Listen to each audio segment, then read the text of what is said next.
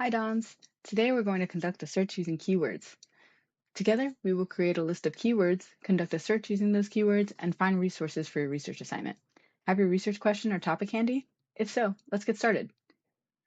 If we already have our research question, the keywords are in there waiting to be found. Look for the main ideas of our research question, topic, or assignment details to add to our list of keywords. You can pause here to highlight any terms that may answer the 5W questions: who, what, when, where, and why. In our example research question, the who is college students, the what is their social media use and mental health, the where is America, and the why is to measure impact. We're cutting out some fluff words and sticking to the important concepts. Some research articles include keywords in the abstract, so make sure to check there too.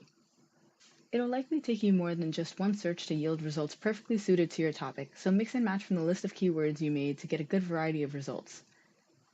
You can also try searching with synonyms of your keywords, so keep the 5W questions in mind. Is there maybe a word more specific to your subject to use?